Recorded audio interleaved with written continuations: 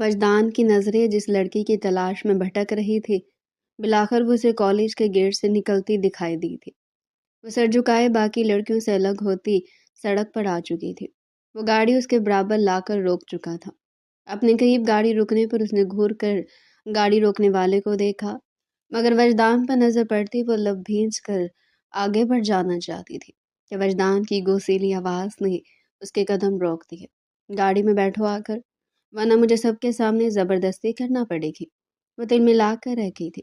میں آپ کی کوئی بات نہیں مانوں گا، میں ڈرتا نہیں آپ سے، اور میرا راستہ دوبارہ روکا تو شور مچا دوں گا۔ اس کے یوں بولنے پر وجدان نے گہری سانس لی اور اگلی پل وہ گاڑی سے نکلا۔ اسے گاڑی میں زبردستی بٹھا کر وہ گاڑی اسٹارٹ کر گیا۔ وہ ہکا بکا سی اس شخص کی جرأت پر حیران تھی۔ میں تمہیں جان سے مار دوں گا، اتارو مجھے گاڑی سے، وہ چلائی تو وجدان نے گاڑی سائڈ پر روکی اور اس کا ہاتھ پکڑ کر اپنی طرف کھینچ لیا۔ اس کے سینے سے لگی تو تڑپ کر دور ہونا چاہا۔ وجدان نے حصار قائم کرتے اس کی کوشش کو ناکام کیا۔ چلو اب مار دو مجھے میری جان، وہ سرخ چہرے کے ساتھ نظریں جھکا گئی۔ آپ کو شرم نہیں آتی؟ ایک لڑکے کے ساتھ یوں بہکی باتیں کرتے ہیں، آپ کو اپنا علاج کروانا چاہیے۔ وہ پھنکاری تو وجدان نے کہکا لگا کر اس کی گلابی معصوم صورت دیکھی۔ میں نے تمہیں ایک بار تمہارے لبوں سے لب لگائے تو تمہیں یاد آ جائے گا کہ تم لڑکی ہو۔ وجدان اس کے نازک لبوں پہ انگلی پھیرتا بولا تو ایزل کو کانوں کی لو تک گرم ہوتی محسوس ہوئی تھی۔ اس کا حصار توڑتی دور ہوئی۔ بہت بے شرم ہے آپ، تمیز تو چھو کر نہیں گزری۔ وہ گاڑی سے اترنے لگی تو وجدان نے اسے بازوؤں سے کھینچ کر پھر سے باہوں میں بھر لیا تھا۔ بہت جلدی نہیں پتہ چل گیا تمہیں؟ ارے تمہاری تو دھڑکنیں تیز تیز ہو رہی ہیں میرے قریب آنے سے، میرے چھونے سے۔ وجدان نے اس کے دل کے مقام پر ہاتھ رکھا تو ایزل کی جان پر بن آئی تھی۔ چھوڑو مجھے، وجدان نے اسے شرارتی نظروں سے دیکھا۔ کون سے جم جاتے ہو؟ تمہاری باڈی تو زبردست ہے۔ ایزل نے سرخ پڑتے اپنا چہرہ اس کے سینے میں چھپایا۔ اس کی مضبوط گرفت میں ہونے کی وجہ سے وہ اس کا ہاتھ بھی نہیں ہٹا پا رہی تھی۔ وجدان نے مسکراہٹ دباتے اس کا چہرہ اونچا کیا۔ وجدان کی گرم سانسیں اس کے ملاحت سے بھرپور چہرے کو جیسے جلا رہی تھی۔ اب تمہیں اچھے سے اندازہ ہو گیا نا کہ تم لڑکا نہیں ہو، ایک مکمل حسین لڑکی ہو، یا مجھے کچھ اور کرنا پڑے گا؟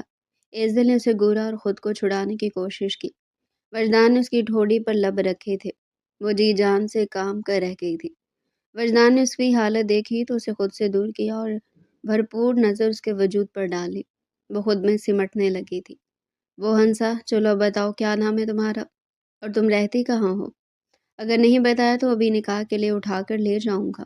ایزل، ایزل ہے نام میرا، وہ گھبرا کر جلدی سے بولی تو وجدان کے لبوں پر مسکراہٹ گہری ہو گئی تھی۔ تم بہت معصوم اور خوبصورت ہو ایزل، میں بہت جلد تمہیں بیاہ کر لے جاؤں گا۔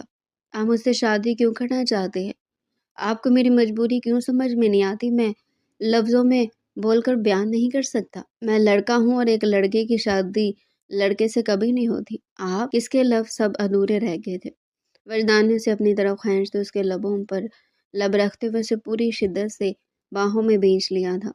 وہ بری طرح مچل کر رہ گئی تھی، لیکن وہ اسے آزاد کرنے کے موڈ میں بالکل بھی نہیں تھا۔ اس کی سانسوں سے سانس کے الجھی وہ جیسے بے خود ہوا تھا۔ ایزل کی آنکھوں میں آنسو بھر آئے تھے۔ وجدان نے اسے آزاد کیا تو وہ سہم کر گاڑی کے دروازے سے جا لگی تھی۔ وجدان اس کے جھکے چہرے اور سرخ لبوں کو دیکھتا مسکرایا۔ اب کی بار شور کیا تو میں ہر حد پار کر جاؤں گا میری جان۔ ایزل خاموش رہی تھی۔ چلو تمہیں گھر چھوڑ دوں، مجھے گائیڈ کرنا تھوڑا، کل تو رشتہ لاؤں تو گھر ڈھونڈنے میں مشکل نہ ہو۔ اس نے فرما بردار بچے کی طرح وجدان کی ہر بات مان لی تھی۔ گھر میں گھستے ہی بنا کسی کی طرف دیکھے وہ اپنے چھوٹے سے کمرے میں بند ہو گئی تھی۔ دروازہ لو کرنے کے بعد وہ دروازے سے ٹیک لگائے گہرے گہرے سانس لیتی مسلسل لمحات کے بارے میں سوچ رہی تھی جس نے وجدان کی قربت میں گزارے تھے۔ اس کے دل کی دھڑکن حد سے سوا تھی۔ یا اللہ، یہ میرے ساتھ کیا ہو رہا ہے؟ میں شخص سے کیسے جان چھڑواؤں؟ یہ تو میرے پیچھے ہی پڑ گیا ہے، میں کچھ سنتا ہے نہ سمجھتا ہے، اپنی منمانی کرتا ہے۔ وہ آنسو پیتی وجدان خانزادہ کو سوچ رہی تھی۔ وجدان کی قربت نے اسے بہت اچھے سے باور کروایا تھا کہ وہ ایک لڑکی ہی ہے۔ اس کا بھی دل چاہا کہ کوئی اسے محبت کرے، کوئی اسے سراہے، اسے بے حد چاہے، اور آج جب وہ ہو رہا تھا تو وہ خود دور بھاگ رہی تھی۔ روتے روتے وہ اپنے بچپن کی ان تکلیف دہ لمحوں میں گم ہو گئی، جن لمحوں میں صرف اس کی ذات اور معصومیت کو روندا ہی گیا تھا۔ دیکھ اب میری بیٹنگ کی باری ہے، میں بیٹنگ کروں گا تو مجھے بال کروائے گا، اگر ٹھیک ٹھیک بال نہیں کروائے تو یہی بیٹ گھما کر میں تیرے منہ پر دے ماروں گا اور تیرے 32 کے 32 داند تیرے ہاتھ پر رکھ دوں گا۔ وہ گلی کے لڑکوں کے ساتھ کرکٹ کھیلتی ہوئی اب خود کو بیٹنگ کے لیے تیار کر چکی تھی۔ ویسے تو اس کا زیادہ وقت گلی محلے کے بچوں کے ساتھ ہی گزرتا تھا، مگر خاص طور پر اتوار کے دن ان کا کرکٹ میچ ہوتا تھا۔ محلے کے سبھی چھوٹے بڑے اسے بہت اچھے سے جانتے تھے۔ وہ خود کو لڑکا کہتے کہتے سب کے ذہنوں میں یہ بات ڈالنے میں کامیاب ہو چکی تھی کہ وہ لڑکا ہے۔ تبھی گلی سے گزرتا ہوا ایک لفنگا موٹر سائیکل روتے ہوئے سے توجہ سے دیکھتا ہوا وہیں پر رک چکا تھا۔ اس کی نظروں کو محسوس کرتے دل میں لا کر اس کی طرف بڑھے۔ اس لفنگے کو تو میں بھی مزہ چکھاتا ہوں۔ اس میں ہاتھ میں پکڑا بیٹ گھما کر اس کی ٹانگ پر دے مارا تھا۔ وہ لڑکا درد سے دوہرا ہوا تھا، آنکھیں پھاڑ پھاڑ کر دیکھ رہا ہے، کوئی الگ چیز میرے اندر نظر آ رہی ہے تمہیں؟ گھر جاؤ اور اپنے باپ اور بھائی کو گھور، مجھے نہیں۔ وہ لڑکا بل کھا کر رہ گیا تھا اسے ایزل سے اس طرح کے جواب کی امید نہیں تھی۔ ایزل نے دوبارہ اسے بیٹ لہرایا تو وہ موٹر سائیکل سمیت فرار ہوا تھا۔ اسے بھاگتا دیکھ کر اس کا ساتھی جواد ہنسا اور کہنے لگا، بڑی بات ہے ایزل باجی، آپ نے تو صحیح حالت خراب کر دی اس لڑکی کی۔ ایزل نے ایک ادا سے اپنے سر پر موجود کیپ ٹھیک کی اور پھر یوں گم چباتے ہوئے اس لڑکے کو دیکھ کر کہنے لگی، کتنی دفعہ سمجھایا مجھے باجی مت بلایا کر، اور ایزل باجی تو بالکل نہیں، میں لڑکی نہیں لڑکا ہوں۔ لڑکا یہ سن کر جواد اپنے سر پر ہاتھ رکھ کر کہنے لگا، شادی کرتی ہیں ابھی میں آپ کو ایزل باجی ہی کہوں گا نا، ایزل بھیا تو نہیں کہہ سکتا۔ یہ بات تو آپ کے ماں باپ کو سوچنی چاہیے تھی نا کہ آپ کا نام لڑکوں والا رکھتے۔ ایزل نے دانت پیسے۔ ایزل خود کو شروع سے ہی لڑکا سمجھتی آئی تھی، اگر کوئی اسے کہتا کہ تم لڑکی ہو تو وہ بے حد غصے میں آ جاتی تھی۔ سب سے پہلے کہ وہ جواد کو کوئی جواب دیتی، گلی کے ایک جانب سے ایک گاڑی مڑتی ہوئی دکھائی تھی، جسے دیکھنے کے بعد ایزل کے ہاتھ سے بیٹ چھوٹ چکا تھا۔ یہ گاڑی اس کے ماموں کی تھی، وہیں پر بیٹ چھوڑ کر فوراً سے گھر کے اندر بھاگ گئی تھی۔ جانتی تھی کہ اگر اس کے ماموں نے ایک بار پھر اسے گلی میں یوں لڑکوں کے ساتھ کھیلتے ہوئے دیکھ لیا تو اس کی اچھی خاصی عزت افزائی کر دیں گی۔ بھاگتے ہوئے جیسے ہی وہ لاؤنج میں داخل ہوئی تو گلی میں پانی اور کیچڑ ہونے کی وجہ سے اس کے پاؤں بری طرح گاڑھے مٹی سے بھر چکے تھے۔ جیسے ہی فرحین کی تیز نظریں فرش پر پڑی اور اسے یوں بھاگتے ہوئے دیکھا، اس کا پارا ہائی ہوا اور میٹر شارٹ ہوا۔ وہ غصے سے چلائی تھی، کم بخت منحوس، یہ کیا کر دیا تم نے؟ سارا فرش گندا کر دیا۔ تو دفعہ ہی مر کیوں نہیں ہو جاتی؟ دفعہ ہو جو ہماری زندگیوں سے، پورے گھر کا ستیہ ناش کر دیا ہے۔ منحوس، تم نے باہر کیا بھوت دیکھ لیا تھا جو بھاگ کر اندر آ گئی ہے؟ باہر ہی رہتی آوارہ گردی کرتی۔ ان کی باتیں سنتی وہیں رک گئی تھی، پلٹ کر چچی کو دیکھا، اس میں کچھ کہنا چاہ رہا تھا، تبھی وہ اس کی کوئی بھی بات سنے بنا اس کے منہ پر زور کا تھپڑ لگا چکی تھی۔ تھپڑ اتنی زور کا تھا کہ اس کا سر بری طرح چکرا کر رہ گیا تھا۔ وہ مانی نے اسے بالوں سے پکڑ کر زور سے فرش پر پٹخا تھا۔ چلو صاف کرو اب اسے، تمہیں بھی تو پتہ چلے کہ محنت سے کام کیسے کیا جاتا ہے، ہر وقت گلیوں میں آوارہ گردی کرتی رہتی ہو، ہر لڑکے کے ساتھ تمہارا نین مٹکا چلتا ہے، گلی کا ہر آدمی آتے جاتے سر سے لے کر پاؤں تک دیکھتا ہے۔ اب تجھے یوں ہی گھر کے کاموں پہ لگاؤں گی تو تمہاری عقل ٹھکانے آئے گی۔ وہ سر جھکائے ممانی کی ساری ڈانٹ سن چکی تھی۔ اس نے ہمیشہ کی طرح اپنے آنسو اندر اتارنے کی کوشش کی تھی، لیکن وہ اتنی بے بس تھی کہ اپنے آنسو پر بھی بند نہ باندھ سکی۔ اپنے گال بے دردی سے رگڑ کر صاف کرتے ہوئے وہ سر جھکائے فرش صاف کرنے لگی۔ اس کے بے حد سلکی بال بامشکل کندھوں تک ہی جاتے تھے۔ اس کے سر جھکانے سے اس کے بالوں نے اس کا چہرہ چھپا لیا تھا۔ اکرم صاحب جیسے گھر میں داخل ہوئے، دیکھیے نظریں سر جھکائے فرش صاف کرتی اس لڑکی پر پڑی تھی۔ اس کے چھوٹے بال اور لڑکوں جیسا لاپرواہ حلیہ دیکھ کر انہیں شدید کوفت سی ہوئی تھی۔ انہیں تو آج تک یہ بات سمجھ ہی نہیں آئی تھی کہ آخر پچھلے 3 سالوں اس لڑکی کے ساتھ ایسا کیا ہو چکا تھا کہ جو یہ خود کو لڑکا ہی سمجھنے لگی تھی۔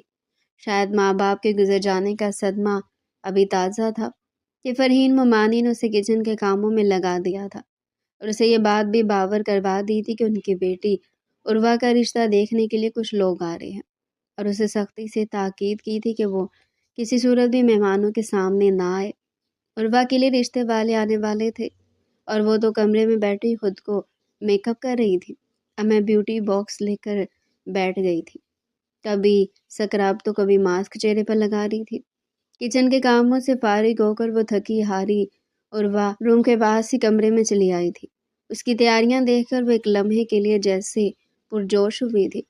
ساتھ ہی فرحین کی دوست بھی بیٹھی ہوئی تھی، جو فری ان کی پوری طرح مدد کر رہی تھی۔ بناؤ سنگھار کا سامان دیکھ کر ایزل کے دل میں بھی خواہش ہوتی کہ وہ بھی تھوڑا بہت اپنا حلیہ بہتر کر لے۔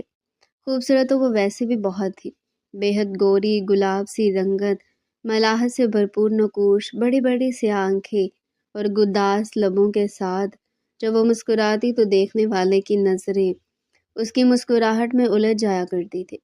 فری آپ اپنے چہرے پر کیا لگا رہی ہیں؟ مجھے بھی لگائے نا، میں بھی خوبصورت لگنا چاہتی ہوں۔ فرحین نے تنفر بھری نظر سے اسے دیکھا۔ تمہیں ان سب کی کیا ضرورت ہے؟ یہ بناؤ سنگار تو اس لیے کیے جاتے تاکہ لڑکیاں حسین اور پرکشش لگیں، اور لڑکے والوں کی عورتیں جب اتنی خوبصورت لڑکیاں دیکھیں تو رشتوں سے انکار نہ کر پائیں۔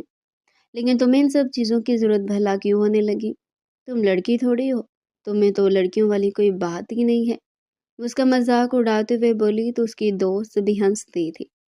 فرحین کو آج خود پر بہت ناز ہو رہا تھا۔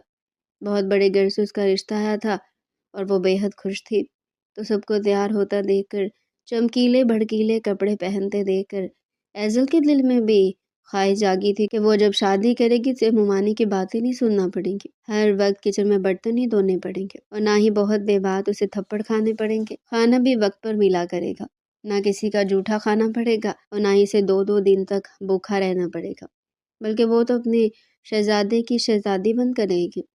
یوں ہی بچپن میں اس نے چچی سے کہہ دیا تھا کہ چچی مجھے بھی شادی کرنی ہے، آفری آپی کی شادی کے بعد میرے لیے دلہا ڈھونڈنا، میں شادی کر کے اپنے شوہر کے ساتھ جانا چاہتی ہوں، پھر آپ کو میری پڑھائی کا خرچہ بھی نہیں اٹھانا پڑے گا، اور نہ ہی آپ کو میری وجہ سے اپنا بلڈ پریشر ہائی کرنا پڑے گا۔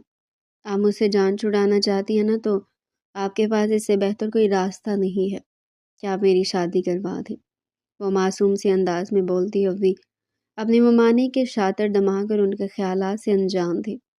تبھی ممانی جان نے خوب ہنستے ہوئے اس کا مذاق اڑایا تھا۔ تم کبھی بھی میری بیٹیوں کی طرح اپنا گھر نہیں بسا سکتی، تم لڑکی تھوڑی نہ ہو، تمہاری یہ صورت، تمہارے جسم لڑکیوں جیسا زور ہے، مگر تم میں لڑکیوں جیسی کوئی بات نہیں۔ ادھورا وجود لے کر کسی مرد کے پاس جاؤ گی تو شادی کی پہلی رات ہی طلاق لے کر واپس آ جاؤ گی۔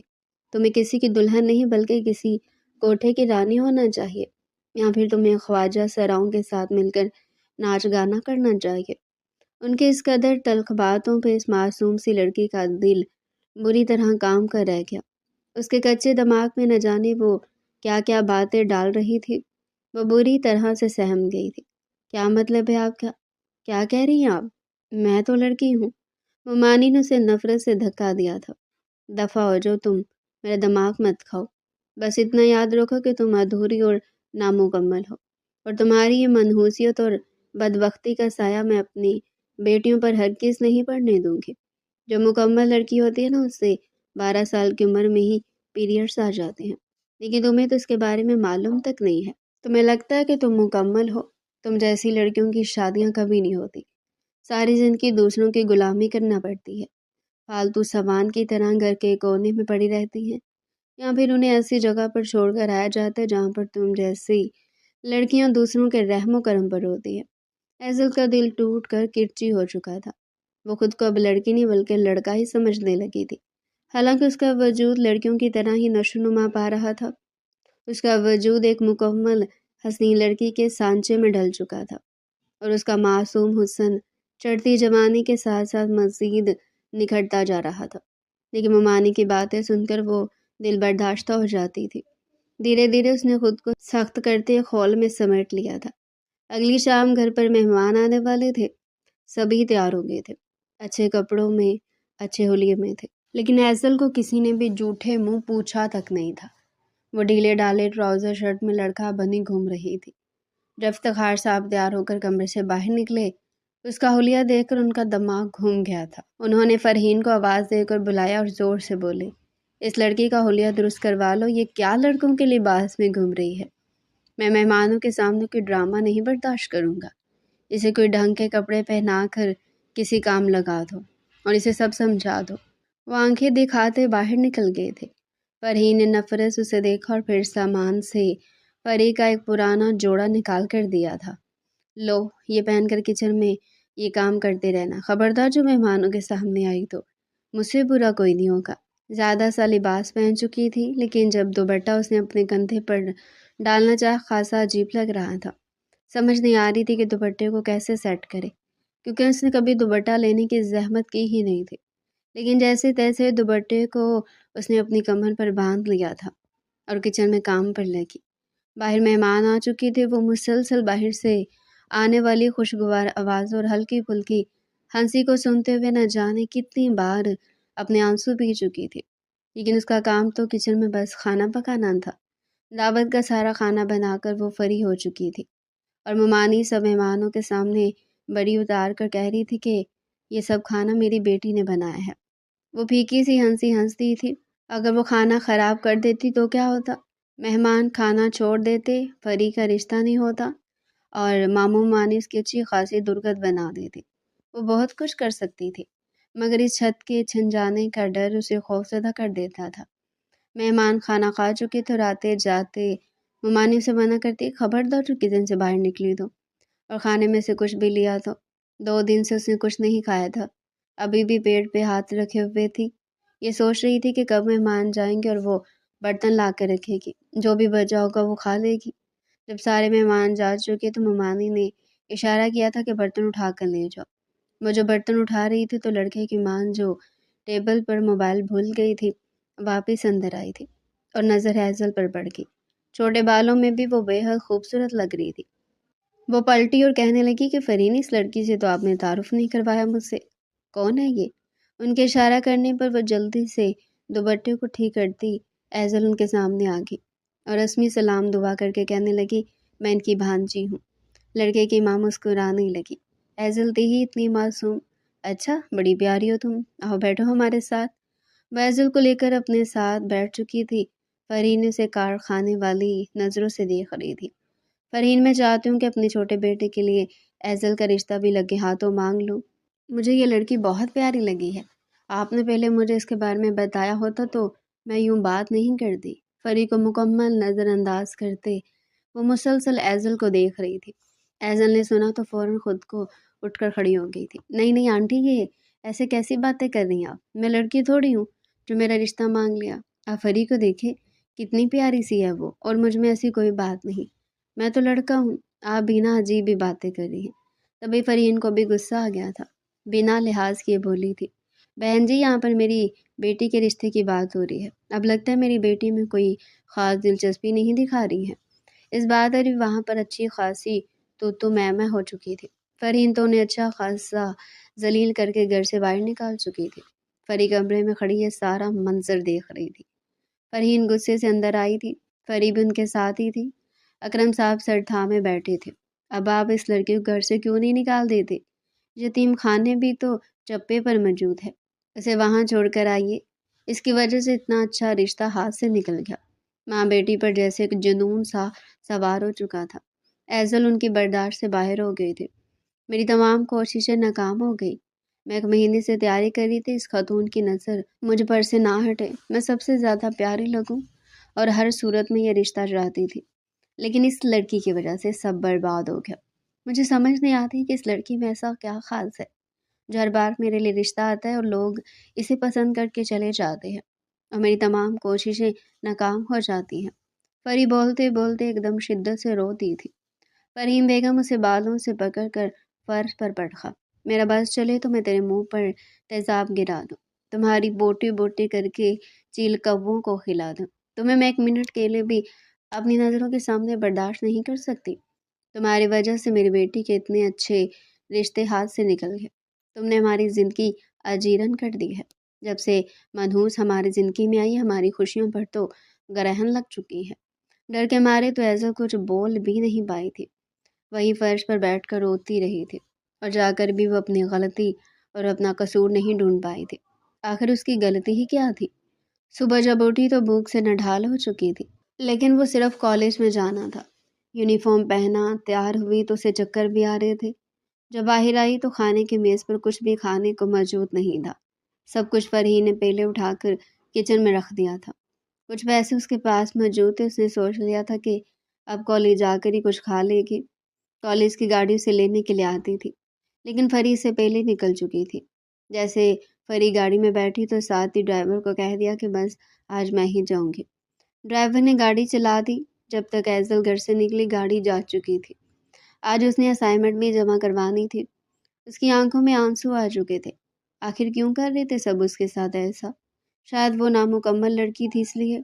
وہ دل ہی دل میں خود کو کوستی ارد گرد سے بے خبر سڑک پر آگے بڑھی تھی۔ یہ کوئی ٹیکسی ملی تو اس میں بیٹھ کر وہ یونیورسٹی چلی جائے، لیکن ساتھ ہی یہ سوچ رہی تھی کہ اگر ٹیکسی والے کو کرایہ دے گی تو وہ کالج میں کیا کھائے گی؟ پیٹ پر ہاتھ رکھے یوں ہی اپنے دھیان میں وہ چلی جا رہی تھی، جب سڑک پر یو ٹرن لیتے ہوئے گاڑی نے ہارن بجانا شروع کر دیا۔ جب تک ایزل اس جانب دیکھتی گاڑی بہت قریب آ چکی تھی اور ساتھ ہی ایزل ایک چیخ مارتے ہوئے سڑک پر گر چکی تھی۔ گاڑی میں بیٹھا ہوا شخص کو میٹنگ کے لیے جانا تھا، وہ پہلے کافی لیٹ ہو چکا تھا۔ ایک لڑکی کو یوں سڑک پہ گرتا دیکھ کر اس نے گاڑی کو جلدی سے بریک لگائی تھی اور پھر غصے سے اس کی طرف دکھائی نہیں دیکھا۔ تمہیں گاڑی ابھی دور سے اور پہلے چیخ مار کر گر چکی ہو، کیا ڈرامہ یہ؟ وہ گاڑی سے اترا تھا جب اس نے آگے بڑھ کر ایزل کو دیکھا تو اس کی سرد پڑتی رنگ دیکھ کر وہ سٹ پٹا گیا۔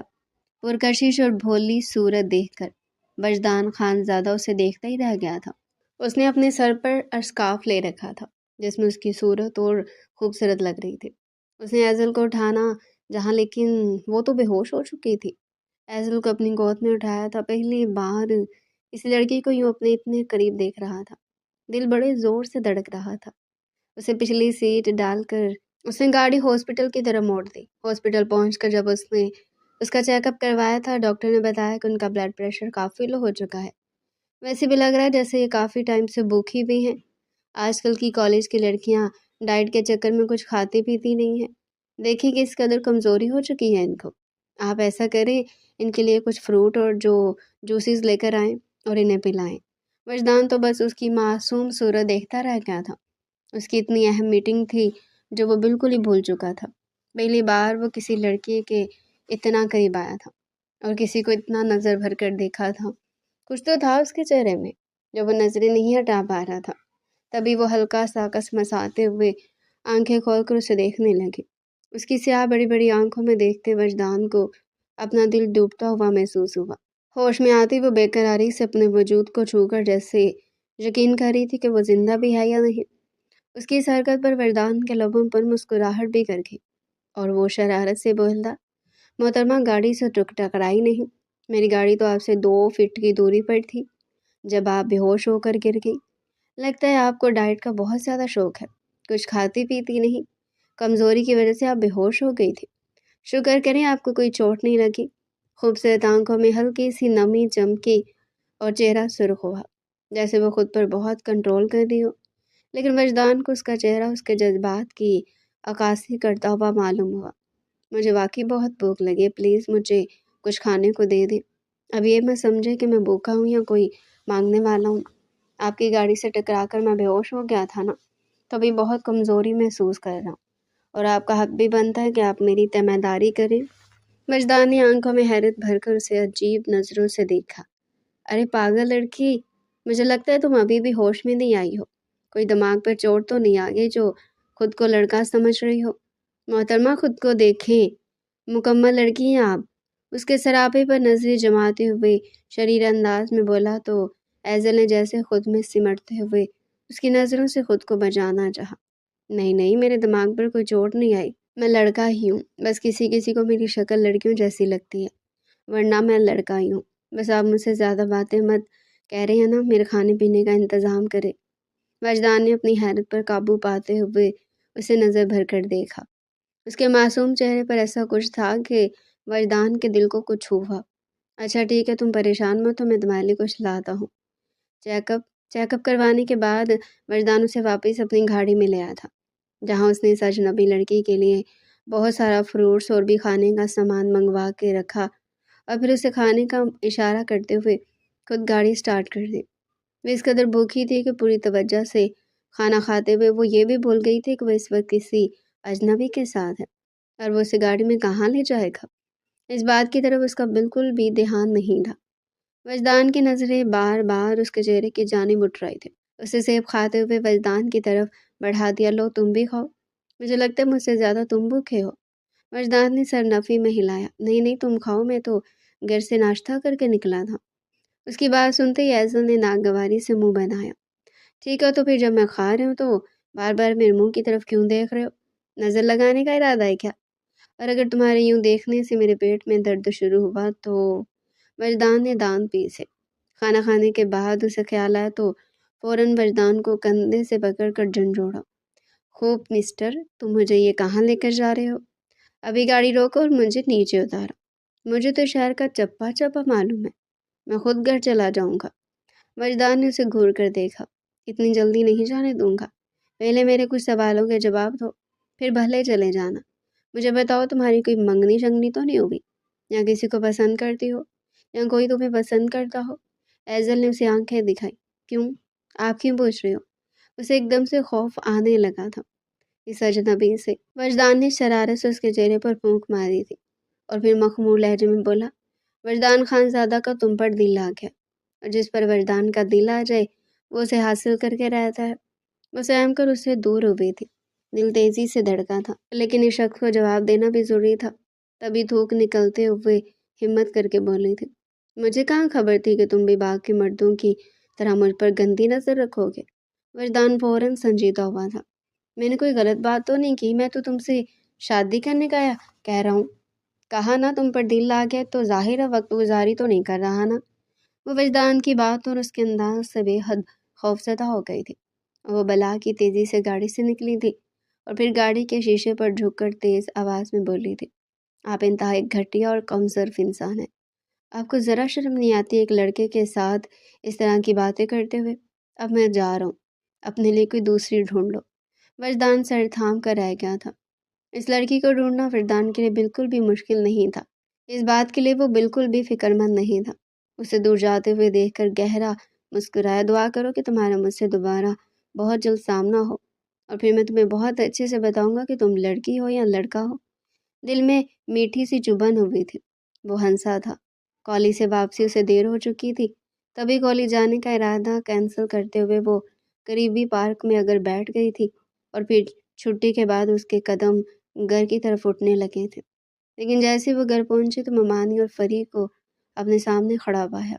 ان سے ذرا فاصلے پر ماموں بھی تیش کے عالم میں ٹہل رہے تھے۔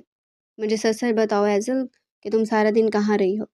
اب یہ مت جھوٹ بولنا کہ تم کالج گئی تھی، فری نے ہر جگہ ڈھونڈا تھا، تم کالج نہیں گئی تھی، کہاں سے منہ کالا کر کے آئی ہو؟ ممانی جان کی تیز آواز پر اس نے کچھ کہنا چاہا تو ماموں نے آگے بڑھ کر ایک زوردار تھپڑ اس کے منہ پر رسید کر دیا تو وہ اوندے منہ فرش پر جا گری تھی۔ بدتمیز، کمذات، اب مجھ سے جھوٹ بولے گی؟ اس کی وجہ سے نہ جانے اور مجھے کیا کیا باتیں سننا پڑیں گی۔ کیا کچھ نہیں سہا میں نے اس لڑکی کی وجہ سے، محلے کا ہر آدمی اس کے بارے میں جانتا ہے، اور اس کی حرکتوں کے بارے میں باہر کھڑے لڑکے سریعام باتیں کرتے ہیں۔ اسے میری عزت کا ذرا بھی احساس نہیں ہے، میرے تو اب بس ہو چکی ہے۔ بیگم میں تو کہتا ہوں فری سے پہلے اس کا رشتہ ڈھونڈو، لولا لنگڑا جیسا بھی ملتا ہے اسے اس کے ساتھ اس گھر سے رخصت کرو، تاکہ مجھے اس کی منحوس شکل دوبارہ نظر نہ آئے اس گھر میں۔ وہ نفرت سے بولتے ہوئے یہ تک بھول گئے تھے کہ وہ یتیم مسکین چھوٹی سی بچی تھی جب اس کے ماں باپ اس سے جدا ہوئے تھے۔ اسے تو پیار محبت کی ضرورت تھی، نہ کہ ان کی اتنی نفرت کی۔ وہ ان کی مرحومہ بہن کی آخری نشانی تھی۔ اس سب سے ہٹ کر وہ یہ بھی بھول چکے تھے کہ وہ خود بھی تو ایک بیٹی کے باپ ہیں۔ فرحی نے نفرت سے اسے بالوں سے جکڑ کر اوپر اٹھایا اور اس کا چہرہ سامنے کرتے ہوئے تھپڑوں سے سرخ کر دیا تھا۔ ان کے باری ہاتھ کا تھپڑ اتنی زور کا تھا کہ اس کا ہونٹ پھٹ گیا تھا اور چہرے پر جا بجا نیل پڑ چکے تھے۔ اکرام صاحب وہاں سے اٹھ کر جا چکے تھے۔ وہ اپنے کمرے میں گھٹنوں میں سر دیے بیٹھی تھی، سمجھ نہیں آ رہی تھی کہ کیا کرے۔ 2 دن تک بخار ہونے کے باوجود اسے ممانی جان اور فری کے سب کام کیے تھے۔ ممانی اور فری شاپنگ کے لیے آج باہر گئی ہوئی تھی، تو وہ بھی آزادی کی چند سانس لینے کے لیے اپنا اسٹرولر اٹھا کر سر لپیٹ کر گھر سے نکل چکی تھی۔ وہ محلے کے بچوں کے ساتھ کھیلنا بھی اس نے پکا چھوڑ دیا تھا، اور نہ ہی وہ کسی سے زیادہ بات کرتی تھی۔ وہ سر جھکائے سوچوں میں گم قدموں سے چلی جاتی تھی، جب اچانک کسی نے ہاتھ پکڑ کر اسے اپنی جانب کھینچ لیا، اور ٹرانس کی کیفیت میں شخص کے کشادہ سینے سے جا لگی تھی۔ سیاہ نم آنکھیں اور چہرے پر نیل دیکھتے ہوئے وجدان کو لگا اس کا دل پھٹ جائے گا۔ ایزل نے اپنا ہاتھ چھڑانا چاہا تو وجدان نے زبردستی اسے باہوں کے حصار میں لے لیا۔ اس نے جلدی سے گھبرا کر ادھر ادھر دیکھا، مگر اس وقت ان دونوں کے سوا سڑک پر کوئی بھی موجود نہیں تھا۔ یہ تمہارے چہرے پر کیا ہوا ہے؟ نیچے زخم کسی نے مارا ہے؟ تمہیں مجھے بتاؤ، میں بھی اس کی ٹکا بوٹی بنا کر اپنے گھر کے کتوں کو کھلا دوں گا۔ چند لمحے تو وہ غائب سے مانگی اسے اجنبی شخص کو دیکھتی رہی، اور پھر جانے اسے کیا ہوا، وہ اس کے سینے پر سر رکھتے ہوئے ایک دم سے رو دی۔ شاید اسے اس لمحے کسی کے سہارے کی بے حد ضرورت تھی۔ اس بڑی دنیا میں کوئی بھی تو ایسا نہیں تھا جو اس کا دکھ بانٹتا، جو اس کی آنکھوں میں آئے آنسو پونچھتا۔ اس کا دکھ بانٹتا وجدان کے نرم لہجے اور پیار بھرے انداز نے اس لمحے اسے جیسے بکھیر کر رکھ دیا تھا۔ وجدان اسے خود میں سموتے اسے جیسے ہر غم سے آزاد کر دینا چاہتا تھا۔ وہیں سے یوں ہی ساتھ لگائے اپنی گاڑی تک لے آیا تھا۔ یہاں بیٹھو اور مجھے بتاؤ کہ کیا ہوا ہے، کیوں رو رہی ہو اتنا؟ وجدان نے اس کی طرف پانی کی بوتل بڑھائی تو وہ بنا کسی بھی بات کا جواب دیے پانی کی بوتل لبوں سے لگا کر چھوٹے چھوٹے گھونٹ پینے لگے۔ اس کے آنسو ابھی بھی متواتر آنکھوں سے بہہ رہے تھے۔ تب بھی وجدان کا موبائل فون رنگ کرنے لگا۔ اچھا رکو، میری بہت ضروری کال ہے، میں سن کر آتا ہوں۔ تب تک تم یہاں بیٹھو اور کہیں مت جانا، ٹھیک ہے نا؟ میں ابھی آتا ہوں۔ وہیں سے نرم لہجے میں سمجھاتا ہوا خود گاڑی سے اتر گیا تھا۔ فون پر اس نے جلدی جلدی بات سمیٹنے کی کوشش کی تھی، لیکن پھر بھی اسے 5 منٹ لگ گئے تھے۔ جیسے وہ گاڑی میں آ کر بیٹھا تو وہ لڑکی وہاں سے جا چکی تھی۔ وجدان بالوں میں ہاتھ پھیر کر رہ گیا۔ یہ اس کی ایزل سے دوسری ملاقات تھی، اور پھر بہت جلد اس کی ایزل سے تیسری ملاقات بھی ہوئی تھی، اور تیسری ملاقات میں اس نے بہت ہوشیاری سے اس لڑکی کو کہا تھا۔ نہ صرف وہ اس کا نام جان چکا تھا، بلکہ وہ یہ بھی پتہ لگا چکا تھا کہ وہ کہاں رہتی ہے۔ بہت جلد سے جلد اس لڑکی کو اپنی زندگی میں لانا چاہتا تھا۔ یہ لڑکی اس کے لیے ایک پزل بن چکی تھی، جس کو حل کرنا وجدان خانزادہ کی ضد بن گیا تھا۔ بہت دنوں کے بعد گھر آج پھر فری اور ممانی کی تیز تیز آوازیں گونج رہی تھی۔ فری کو دیکھنے کے لیے کچھ لوگ آ رہے تھے، اور وہ لوگ بہت ہی اونچے خاندان کے تھے۔ تبھی فری اور ممانی کی تیاریاں بھی اسی حساب سے آتے جاتے ممانی اسے گھورنا نہیں بھولتی تھی۔ تھوڑی دیر کے بعد ڈور بیل بجی تو فرحین بیگم تیزی سے دروازے کی جانب بڑھی، اور اس سے پہلے وہ ایزو کو کچن میں دھکا دے چکی تھی، اور دانت پیستی ہوئی بولی تھی، خبردار جو تم باہر نکلی تو ٹانگیں توڑ دوں گی۔ وہ خاموشی سے سر جھکا گئی تھی۔ اس کی تو ساری دلچسپی جیسے ختم ہو گئی تھی۔ وہ اجنبی ایک دم سے پلکوں کے دریچے پر رقص بن کر اتر آیا تھا۔ اس کا لمس، اس کی خوشبو وہ اپنے اندر بسی ہوئی محسوس کر رہی تھی۔ اس کا دل تیزی سے دھڑک رہا تھا، لیکن آنکھیں نہ جانے کیوں بار بار بھیگ رہی تھی۔ مجھے ایسی بد نصیب اور ادھوری لڑکی کے نصیب میں یہ پیار محبت نہیں ہے۔ میں تو خود ادھوری ہوں، تو کسی کو کیا مکمل کروں گی؟ مجھے کوئی حق نہیں ہے کہ میں کسی کی بھی زندگی برباد کروں۔ میں نے اس شخص کی آنکھوں میں اپنے لیے محبت تو دیکھی، اور شاید میرا دل بھی اس کی چاہ کرنے لگا ہے، لیکن میں اس شخص کو کبھی نہیں مل سکتی۔ وہ میری بات سنتا ہی کب ہے؟ اسے تو لگتا ہے کہ میں مکمل لڑکی ہوں۔ کاش میں بھی مکمل لڑکی ہوتی تو آج اس اجنبی شخص کو اپنا سب کچھ مان کر اس گھر کو چھوڑ کر اس کے ساتھ چلی جاتی۔ کم از کم وہ شخص میری آنکھوں میں میرے دکھ کو تو پڑھ سکتا ہے۔ مگر قسمت نے میرے ساتھ پہلے کب اچھا کیا تھا جو اب ہونا تھا۔ سارا خان اپنے بیٹے کے ساتھ جیسے اندر داخل ہوئی تو فرحین کا منہ کھلے کا کھلا رہ گیا۔ ان لوگوں کے طور طریقے، لباس، اور پھر اتنے ہینڈسم اور سوٹڈ بوٹڈ لڑکیوں کو دیکھ کر تو فرحین کی آنکھیں کھلی کی کھلی رہ گئی تھی۔ ان دونوں ماں بیٹی نے تو کبھی سوچا بھی نہیں تھا کہ آنے والے اتنے اونچے خاندان سے ہوں گے۔ مہمان خانے میں بٹھا دیا گیا۔ فری کو تیار کر کے مہمانوں کے سامنے ڈیکوریشن پیس کی طرح پیش بھی کر دیا گیا تھا، لیکن اس نوجوان کی نظریں تو کچھ اور ہی ڈھونڈ رہی تھی۔ تبھی فرحین نے ایزل کو بلایا تھا کہ آؤ آ کر چائے سرو کرو۔ اتنے امیر کبیر لوگوں کے سامنے ایزل کو اپنی نوکرانی بنانے کا سب سے بہترین موقع وہ کھونا نہیں چاہتی تھی۔ بھلا اتنے امیر لوگوں کو ایک نوکرانی میں کیا دلچسپی ہو سکتی تھی؟ تبھی وہ بے فکر ہو گئی تھی۔ ایزل جب اندر داخل ہوئی تو سامنے بیٹھے اس شخص کو دیکھ کر وہ ایک پل کو ٹھٹک چکی تھی۔ اسے بالکل بھی اندازہ نہیں تھا کہ رشتہ لے کر آنے والا کوئی اور نہیں بلکہ وردان خان زادہ ہی ہوگا۔ اس کے دل کو نہ جانے کیا ہوا تھا، سب کچھ جیسے ہی پکڑ گیا تھا۔ وہ لوگ فری کے لیے آئے تھے۔ وجدان کی نظریں بے خودی میں ایزل کے چہرے کا طواف کرنے لگی۔ یہ دیکھ کر پری نے ایک بار پھر اسے منہ ہی منہ میں نہ جانے کتنی گالیاں دی تھی۔ ایزل، مہمانوں کو چائے سرو کرو۔ کھڑے کھڑے منہ کیا دیکھ رہی ہو؟ سرو کرو، وہاں بت بن کر کیوں کھڑی ہوگی؟ وہ وردان سے نظریں چراتی ہوئی نیچے بیٹھی اور چائے کپوں میں ڈالنے لگی۔ وردان کی نظریں اس کے چہرے پر جیسے چپک سی گئی تھی۔ اس پر وہ معصومیت سے نظریں جھکائے ہوئے بے حد حسین لگ رہی تھی۔ بلا شک وہ بہت خوبصورت تھی۔ اس کے کندھوں تک آتے ریشمی بال بار بار سرک کر اس کے گالوں کو چومنے لگتے۔ اس کے چہرے پر ابھی تک زخموں کے نشان باقی تھے۔ وجدان نے لب بھینچ لیے۔ وجدان نے اپنی ماں کو آنکھوں ہی آنکھوں میں خاص اشارہ کیا تھا، جسے سمجھ کر وہ ہلکا سا مسکرائی تھی۔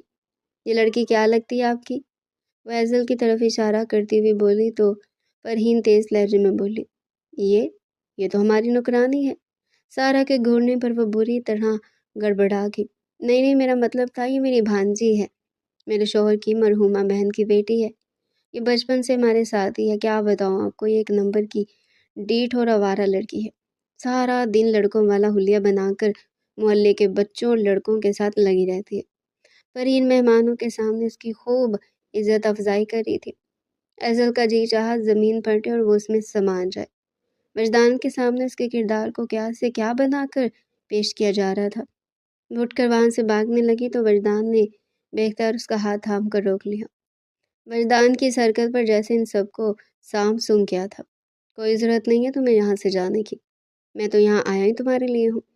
اب آیا تو تمہیں اپنا بنا کر ہی جاؤں گا۔ لوگ تمہارے بارے میں کچھ بھی کہیں، مجھے کوئی پرواہ نہیں ہے۔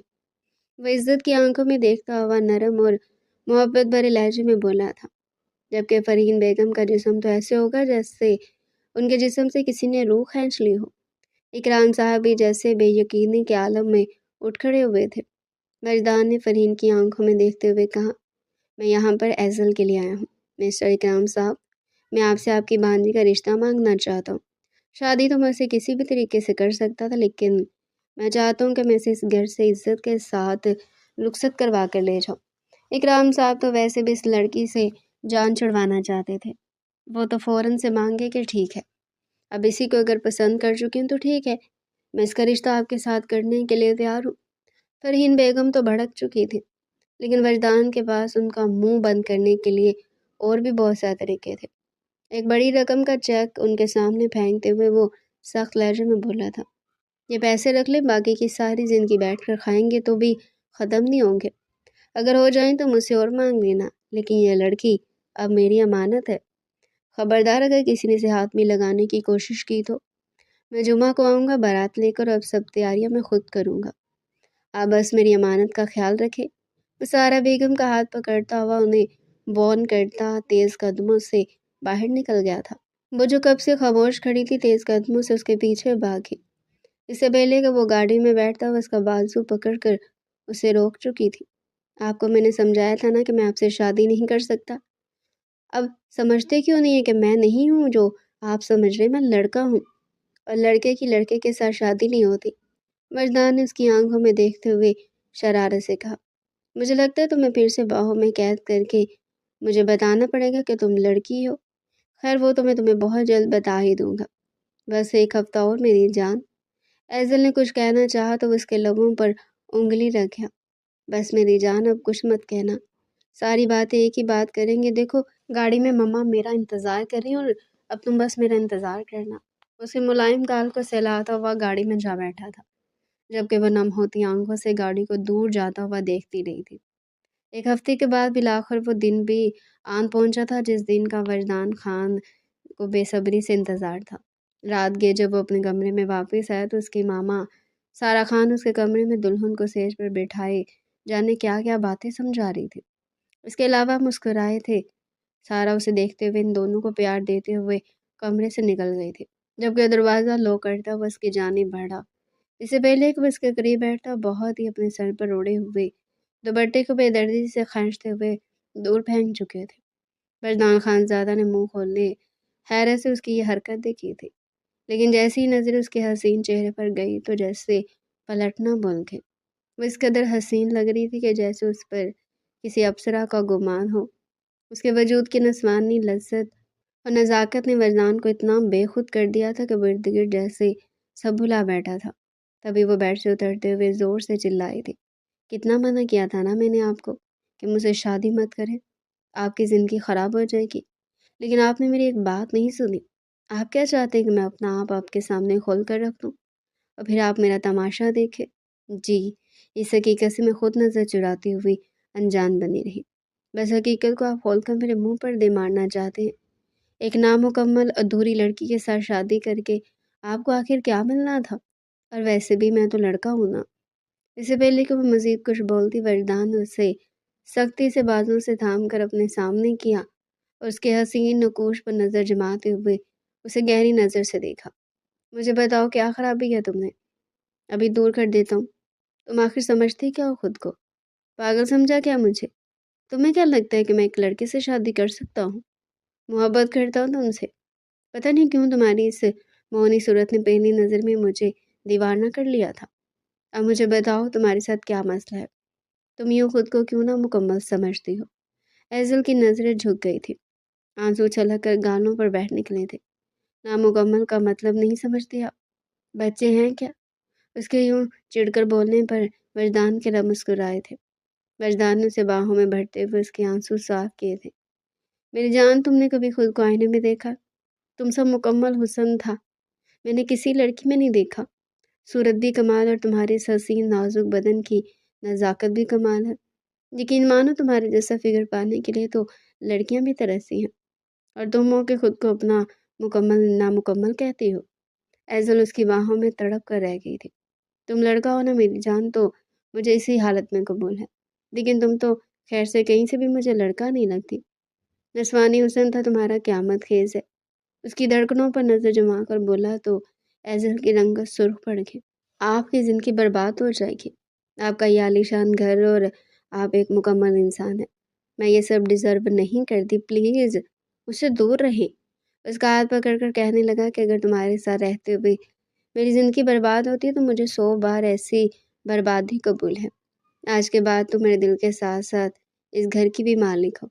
ایزل ڈر رہی تھی اور وہ یہ چاہتا تھا کہ ایزل کے ساتھ اچھا وقت گزارے، ایک دوسرے کی عادات کو سمجھے، اس لڑکی کے دل سے ہر غم اور ہر دکھ کو نکال دے۔ وہ بری طرح مچل رہی تھی۔ ریلیکس میری جان، میں تمہارا شوہر ہوں، تمہارے ساتھ کوئی زبردستی نہیں کرنے والا۔ تم میری بیوی ہو، میری محبت ہو، میرا ساتھ ہو۔ وہ سہمی سی بولی تھی۔ آپ میرے ساتھ وہی سب کچھ کریں گے نا جو ایک لڑکا ایک لڑکی کے ساتھ کرتا ہے؟ پلیز ایسا کچھ مت کیجیے گا، کیونکہ اگر آپ میرے قریب آئیں تو اور برباد ہو جائیں گے۔ وجدان کے دل کو کچھ ہوا تھا، وہ اسے سینے سے لگاتا بیڈ پر بیٹھا تھا۔ ریلیکس، بند کرو رونا، پتہ نہیں کیوں اس قدر ڈری ہوئی ہو۔ مجھے بتاؤ کیا مسئلہ تمہارے ساتھ؟ جب بتاؤ گی نہیں تب تک میں حل کیسے نکالوں گا؟ اس کا چہرہ دیکھنے لگی۔ میں آپ کو کیسے بتاؤں، مجھے شرم آتی ہے۔ وجدان نے اس کے گال پر لب رکھے تو وہ سمٹ کر رہ گئی۔ شرم کیسی؟ شوہر ہو تمہارا، شرم آج ختم ہو جائے گی اور تمہارے پردے بھی ہٹا دوں گا۔ وہ بہہ کے لہجے میں بولتا اس کی جان ہوا کرنے لگا۔ تبھی وہ جلدی سے گھبرا کر بولی تھی، مجھے پیریڈز نہیں ہوتے جیسے عام لڑکیوں کو ہر مہینے ہوتے ہیں، مجھے کبھی ہوئے ہی نہیں۔ اور ممانی جان کہتی ہیں کہ جن لڑکیوں کو پیریڈز نہیں ہوتے وہ مکمل نہیں ہوتی، ان کو خواجہ سراؤں کے ساتھ رہنا پڑتا ہے یا پھر کسی کوٹھے پر، ان کی کبھی شادی نہیں ہوتی اور نہ ہی وہ کسی کی زندگی کو مکمل کر پاتی ہے۔ وجدان نے ماتھے پر بل ڈال کر اسے دیکھا تھا، تبھی وہ بولا، کتنا سمجھایا تھا نا میں نے آپ کو، آپ نے میری سنی کب؟ میں آپ کو کوئی خوشی نہیں دے پاؤں گی اور نہ ہی میں آپ کو اولاد کی خوشی دے سکتی ہوں۔ یہی وجہ تھی کہ میں لڑکا بن کر گھومتی تھی، میرے اندر کے سارے جذبات مر جائیں اور کسی کی مجھ پر نظر نہ پڑے۔ لیکن اب بھی عجیب ہے، آپ کو میں ہی پسند ہے۔ اس کی بات سن کر ایک پل کو خاموش ہوا تھا، کہنے لگا، اچھا اس میں کون سی بڑی بات ہے؟ میں ابھی تمہارے قریب آؤں گا اور پھر میں تمہیں بتاؤں گا کہ تم کتنی خوبصورت اور کتنی مکمل ہو۔ تمہارے ساتھ جو بھی مسئلہ ہے وہ خود بخود ٹھیک ہو جائے گا۔ میرا یہ یقین کرو کہ تم بہت خوبصورت ہو۔ تمہارا یہ نازک بدن اور بھرپور حسن مجھے کچھ اور سوچنے ہی نہیں دے رہا۔ میں اسے دیکھ کر میرا جی چاہتا ہے کہ بس تمہیں ہر پردے سے آزاد کر کے تم پر شدتیں لٹانا شروع کر دو، تم سے لپٹ جاؤں اور ہر حد سے گزر جاؤں۔ اس کی گردن میں منہ چھپاتے بہکے لہجے میں بولا تھا۔ اس کی تمام مزاحمتوں کو نظر انداز کرتا وہ اس کے کومل وجود پر حاوی ہوا تھا، اس کے نازک وجود پر اپنے پیار کی شدتیں لٹانے لگا۔ جیسے وجدان نے اس کی کرتی کی ڈوریاں کھینچ کر کھولی تو وہ بھی بے اختیار اپنے وجود کو چھپانے لگی۔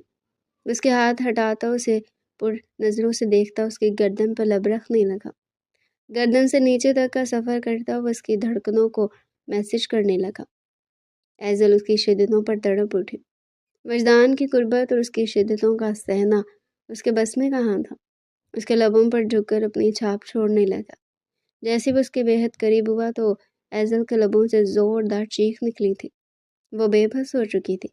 اس کے جسم کے نازک حصے سے تیزی سے بلیڈنگ ہوتی دیکھ کر وہ اس سے دور ہوا تھا، جبکہ وہ یہ سب دیکھ کر جیسے اپنے حواس کھو بیٹھی تھی۔ اسے فوراً ہی گائنالوجسٹ کے پاس لے گیا تھا۔ ڈاکٹر نے اس کا چیک اپ کرنے کے بعد اسے میڈیسن دی تھی اور کچھ ریلیکس ہو رہی تھی۔ وجدان کو دیکھتے وہ پھر سے رونے لگی تھی۔ آپ نے میرے ساتھ اچھا نہیں کیا وجدان، میں نے آپ کو منع کیا تھا کہ میرے قریب مت آئیں۔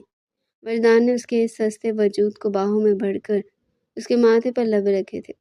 میری جان تم کیوں پریشان ہو رہی ہو؟ کچھ بھی نہیں ہوا، یہ ایک نارمل سی بات ہے۔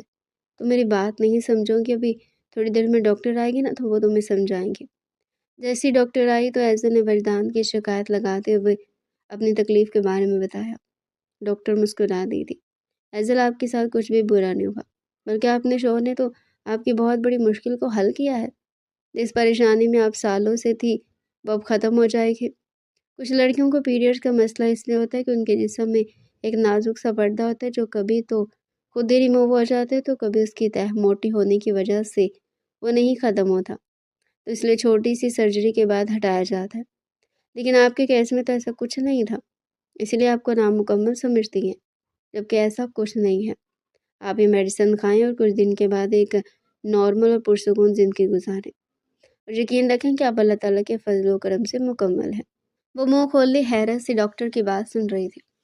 اسے یقین نہیں آ رہا تھا کہ اس میں یوں بھی بدل سکتی ہے۔ وجدان اسے گھر لے آیا تھا اور اس کا بے حد خیال رکھ رہا تھا۔ سارا بیگم نے بھی بہو کا بہت محبت سے خیال رکھا تھا، جس کی بدولت وہ جلدی نارمل ہونے لگی تھی۔ وہ وجدان کے سامنے شرمائی شرمائی سی رہتی تھی۔ محبت تو وہ بھی وجدان سے کرتی تھی، لیکن جو خوف جو ڈر بچپن سے اس کے دل میں تھا اب وہ ختم ہو چکا تھا۔ سارا نے اس کا بہت خیال رکھا تھا۔ آہستہ آہستہ وہ اپنے سب دکھ اور تکلیفیں بھولنے لگی تھی۔ وجدان کے گھر میں اس کے لیے دنیا کی وہ ہر نعمت تھی جس کے لیے کبھی اس نے حسرت کی تھی۔ ان دونوں کے درمیان موجود فاصلے جیسے پگھلتے جا رہے تھے۔ ایزل کو وجدان کی قربت صرف اچھی نہیں بلکہ ضروری لگنے لگی تھی۔ اس کی سانسوں کی حد تک قربت قریب آنا، اس کی موجودگی کا احساس، سب کچھ دل میں عجیب سی آگ لگا دیتا تھا۔ جب وہ لڑکیوں کی طرح پورا سنوار کر نفیس لباس میں وجدان کے سامنے آتی تو وجدان جیسے خود پر قابو کھو بیٹھتا۔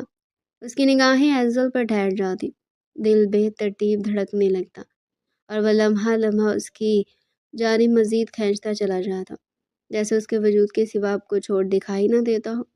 دوسری طرف اکرام اور فرحین کے پاس پیسہ کیا آیا، وہ تو جیسے خود کو بہت کوئی اونچی چیز سمجھنے لگے تھے، اور فری کو بھی مکمل آزادی دے رکھی تھی۔ اکرام صاحب نے بزنس کو بڑھانے کے لیے نیا بزنس سٹارٹ کیا تھا، جس میں انہیں بری طرح نقصان اٹھانا پڑا تھا، اور اس نقصان کی بھرپائی میں ان کا پہلا بزنس بھی بالکل ٹھپ ہو کر رہ گیا تھا، اور فری بھی اب ان کو چھوڑ کر جا چکی تھی۔ فری نے صاف کہہ دیا تھا کہ اگر وہ اس کی شادی کریں گی تو کسی امیر گھر کے لڑکے سے، اس کے علاوہ نہیں، تاکہ وہ اپنے ساتھ ساتھ انہیں بھی سنبھال لے گا، اور ایسا کوئی رشتہ فری کو آتا ہوا نظر نہیں آ رہا تھا۔ تبھی وہ اپنے کالج فیلو کے ساتھ بھاگ کر نکاح کر چکی تھی۔ اکرام صاحب اپنی اکلوتی اور لاڈلی اولاد کی اس حرکت پر بالکل ہی ٹوٹ کر رہ گئے تھے، اور پھر حالات نے انہیں بری طرح توڑ ڈالا تھا۔ ایسے میں انہیں اور فرین کو شدت سے وہ دن یاد آتے تھے جب انہوں نے اس معصوم پر ظلم کے پہاڑ توڑے تھے۔ کبھی اسے بھوکا رکھ کر تو کبھی اسے بے تحاشا مار پیٹ کر۔ وہ ان کا ہر ظلم چپ چاپ سہ لیتی تھی، کبھی سر اٹھا کر نہیں دیکھا اور نہ ہی کبھی زبان سے کوئی سوال کیا تھا۔ اکرام صاحب پچھتاوے کی آگ میں چلتے ہوئے گناہ کا بوجھ زیادہ دیر نہیں سہ پائے تھے، اور ایک دن تنگ آ کر انہوں نے خود کو ختم کر لیا تھا۔ اس بڑے سے گھر میں، جس گھر میں اس معصوم کی سسکیاں گونجتی تھی، اب اس خالی گھر میں فرحین بیگم کی چیخیں گونجتی تھی، اور ان کی لاڈلی بیٹی پری نے مڑ کر بھی نہیں دیکھا تھا۔ وجدان تمام حالات سے واقف ہونے کے باوجود خاموش ہو گیا تھا۔ ایزل کو بتا کر وہ اسے پریشان نہیں کرنا چاہتا تھا۔ ایزل کی محبت کو پانا اس کا سب سے بڑا خواب تھا جو اب پورا ہو رہا تھا۔ وہ اس پر اعتماد کر رہی تھی، اور محبت بھی اس نے سوچ لیا تھا کہ وہ فرحین بیگم کے بارے میں اپنے طور پر کوئی فیصلہ لے گا، ان کا خیال رکھے گا، لیکن ایزل کو ان تمام معاملات سے دور رکھے گا، کیونکہ ایزل میں اس کی جان بستی تھی اور اسے کسی قیمت پر بھی دکھی نہیں کرنا چاہتا تھا۔ رات کا سناٹا پھیل چکا تھا، جب کمرے میں خاموشی اس قدر گہری تھی کہ ایزل اپنے دل کی دھڑکن سن سکتی تھی۔ دوپٹے کو ٹھیک سے سیٹ کرتی وہ اپنے وجود کو چھپاتی خود بھی شرما رہی تھی۔ یہ ڈریس اسے وجدان نے ہی گفٹ کیا تھا۔ وہ وجدان کے لیے خاص طور پر تیار ہوئی تھی۔ دروازہ کھولتے ہی وہ جیسے ساقط ہوا تھا۔ وہ سنگ مرمر سے تراشی مورت اپنے جلوے بکھیرتی اس کے حواس گم کرنے کی لگی تھی۔ اس کے قریب چلا آیا۔ وجدان اس کے اتنا قریب تھا کہ اس کی سانسوں کی حدت اس کی جلد کو چھو رہی تھی۔ وہ پلٹ کر اس کی جانب دیکھ بھی نہ پائی۔ شرم، خواہش اور انجانی سی گھبراہٹ نے اسے جکڑ رکھا تھا۔ وجدان نے آہستہ سے اس کی کمر کے گرد بازو رکھا۔ اس کے لمس میں ایک بھرپور مطالبہ تھا، احساس تھا، اپنائیت کا، حق کا۔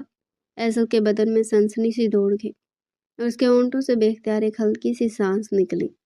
اس نے سر جھکا لیا، جیسے اپنی کیفیت چھپانا چاہتی ہو، اتنی حسین لگتی ہو کہ خود پر قابو رکھنا مشکل ہو جاتا ہے۔ وجدان کی آواز سرگوشی تھی، مگر اثر پورے وجود پر۔ وجدان کی انگلیاں اس کے بلخاتے وجود پر رینگتی بھرپور شرارت کر رہی تھی۔ اس کے ہاتھ نے ایزل کے بازو سے پھسلتے ہوئے اس کی ہتھیلی تھام لی۔ انگلیاں آہستہ آہستہ آپس میں الجھ گئی۔ ایزل نے نظریں بند کر لی، دل جیسے کسی اندیکھے حصار میں قید ہو گیا ہو۔